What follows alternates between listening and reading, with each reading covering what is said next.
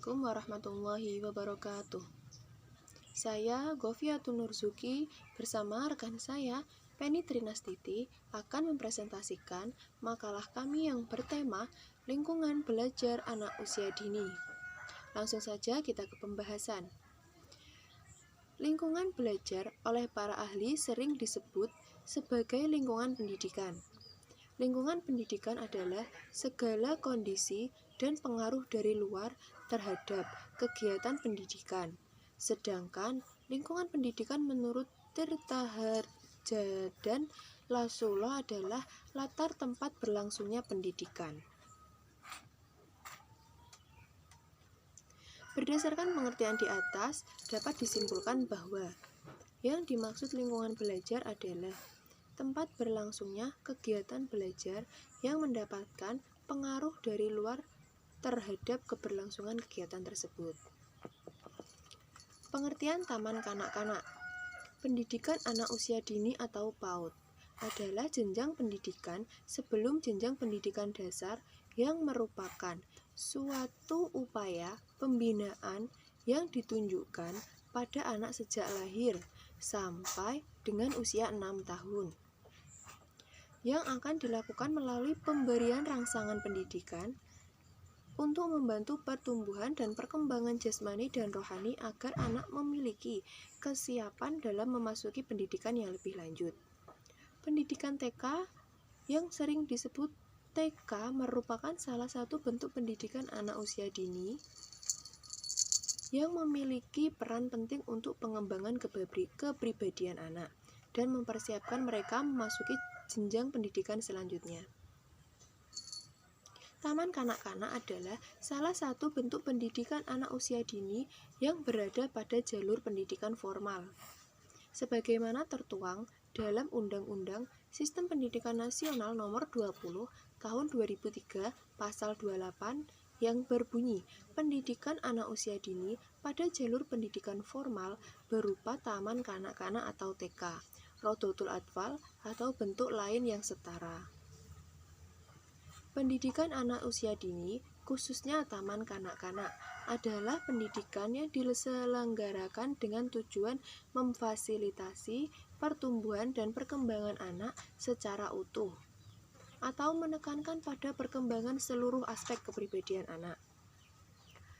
Hal ini sebagai dikemukakan oleh Anderson pada tahun 1993, pendidikan anak didasarkan pada sejumlah pertimbangan didaktik metodes yang bertujuan memberikan kesempatan bagi perkembangan kepribadian anak-anak. Makna dari terjemahan pandangan Anderson adalah bahwa pendidikan TK itu pendidikan anak usia dini khususnya taman kanak-kanak perlu memberikan berbagai kegiatan yang dapat mengembangkan berbagai aspek perkembangan yang meliputi aspek kognitif, bahasa, sosial, emosional, dan fisik. Perkembangan di TK harus disesuaikan dengan usia anak yang masih suka bermain. Belajar, kalistung, membaca dan menulis harus diintegrasikan dalam kegiatan bermain. Yang kedua adalah pengertian kelas. Kelas merupakan lingkungan belajar yang diciptakan untuk mewadahi kepentingan pembelajaran dan digunakan untuk mencapai tujuan pendidikan. Ada beberapa variabel yang perlu dikelola oleh guru agar menjadikan suasana kelas memberikan kepuasan, suasana disiplin, nyaman, dan penuh semangat. Seperti yang pertama, ruang kelas menunjukkan batasan lingkungan belajar. Yang kedua, usaha guru, tuntunan adanya dinamika kegiatan guru dalam menyiasati segala kemungkinan yang terjadi di lingkungan belajar. Yang ketiga adalah kondisi belajar, merupakan batasan aktivitas yang harus diwujudkan. Yang keempat, belajar yang optimal, merupakan ukuran kualitas proses mutu sebuah produk belajar. Pembahasan yang kedua yaitu sudut belajar. Pengertian model pembelajaran sudut ialah kegiatan pembelajaran berdasarkan sudut-sudut kegiatan. Model pembelajaran sudut biasanya digunakan pada jenjang PAUD dan TK karena dapat memberikan kesempatan kepada anak didik kita untuk belajar dekat dengan kehidupan sehari-hari. Terdapat 5 hal yang difokuskan pada pembelajaran sudut ini, yaitu yang pertama, praktik kehidupan. Yang kedua, pendidikan kesadaran sensori. Yang ketiga, seni bahasa. Yang keempat, matematika dan bentuk geometris. Kelima, budaya. Ruangan pembelajaran ditata secara fungsional bagi anak, sehingga anak dapat bekerja, bergerak, dan berkembang secara bebas.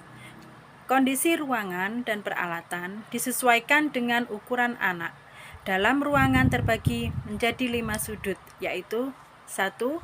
Sudut latihan kehidupan praktis. Biasanya anak menirukan apa yang dilakukan orang dewasa di sekitar mereka seperti menyapu, mencuci, memindahkan barang dengan berbagai alat yang berbeda, dan masih banyak lagi aktivitas lainnya. Anak-anak diajarkan untuk membantu diri mereka sendiri, berkonsentrasi, dan mengembangkan kebiasaan bekerja dengan baik. Yang kedua, sudut sensori. Sudut ini mengembangkan sensitivitas penginderaan anak, yakni penglihatan, pendengaran, penciuman, perabaan, dan pengecapan. 3. Sudut matematika. Di sudut matematika, anak-anak diperkenalkan melalui konsep-konsep matematika yang jelas dan menarik, mulai dari hal-hal yang konkret hingga abstrak. 4. Sudut bahasa. Di sudut ini, anak-anak belajar mendengar dan menggunakan kosakata yang tepat untuk seluruh kegiatan. Mempelajari nama-nama susunan, bentuk geometris, komposisi tumbuhan, dan sebagainya. Yang kelima, sudut kebudayaan. Di sudut ini, anak-anak diperkenalkan mempelajari geografi, sejarah, ilmu tentang tumbuh-tumbuhan, dan ilmu pengetahuan yang sederhana. Sudut-sudut di atas saling berkaitan dan dibuka secara bersamaan setiap harinya. Anak-anak diperbolehkan untuk memilih sudut mana yang paling diminatinya. Sudut latihan kehidupan praktis merupakan fondasi yang mendasar bagi sudut yang lain. Sepanjang hari, anak-anak di sekolah diperkenalkan pula aktivitas-aktivitas yang memungkinkan anak-anak menikmati dan mengembangkan keahlian dan kepekaan sosial mereka. Di Indonesia juga ditambahkan dengan sudut ketuhanan untuk mengenal nilai-nilai dan kegiatan agama.